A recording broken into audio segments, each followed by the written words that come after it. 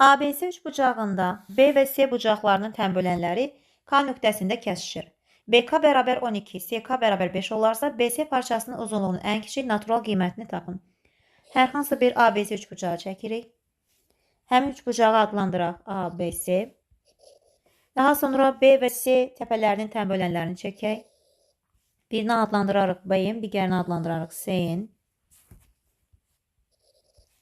Həmin tənbölənlər şərtə görə K nöqtəsində kəsişir. BK-nın uzunluğu 12-dir, CK-nın uzunluğu 5-dir. Biz BC parçasını ala biləcəyi ən kiçik natural qiyməti axtarırıq. Bunun üçün müəyyən etməliyik ki, bu şərtlər daxilində BKC bucağının növü necədir? Yəni iti bucaqdır, kör bucaqdır və ya düz bucaqdır. Əgər B-in tənböləndirsə, AB-in bucağı ilə MBC bucaqları bərabər olduğundan hər birini alfa olaraq qeyd edə bilərik. Digər tərəfdən C-in tənböləndirsə, onda BC-in bucağı ilə AC-in bucaqları bərabər olduğundan hər birinə bir beta deyə bilərik. BKC bucağını qamma ilə işarə edək, BAC bucağına bir teta deyək. Və üçbucağın daxili bucaqlarının cəmi 180 dərəcə olduğu üçün üçbucaq ABC-dən yaza bilərik ki, 2 alfa, 2 beta və tetanın cəmi 180 dərəcədir. Buradan 2-ni ortaq vurub çıxardarıq. 2 vuraq A plus B bərabər 180 çıxaq teta yazarıq. A plus B-ni tapmaq üçün isə 180 çıxaq tetanı bölməliyik 2-yə.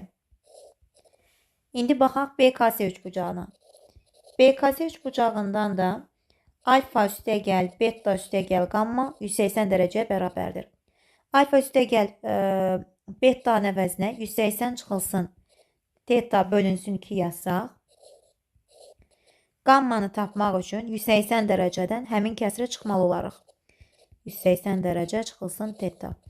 Ortaq məxrəcə gətirsək, olacaq 2-də 360 çıxaq 180, işarə dəyişdi 3 üstəgəl teta. 360-dan 180 çıxdıq, 180 üstəgəl teta bölünsün 2-yə və 2-də 180 üstəgəl 2-də teta yazsaq, 90 dərəcə üstəgəl teta bölünsün 2 alarıq. Buradan görürük ki, bu aldığımız bucaq 90 üstəgəl teta bölü 2 şəklində göstərildiyindən 90 dərəcədən böyükdür. Onda demək olar ki, qamma bucağı 90 dərəcədən böyükdürsə, yəni kör bucaqdır. Kör bucaqlı üçbucaqda kör bucaq qarşısında duran tərəf üçün üçbucaq bərabərsizliyindən istifadə edəcək. 12 üstəgəl 5-dən, deməli BKC üçbucağından 12 üstəgəl 5-dən kiçikdir. Kök altı 12-nin kvadratı üstəgəl 5-in kvadratından isə böyükdür.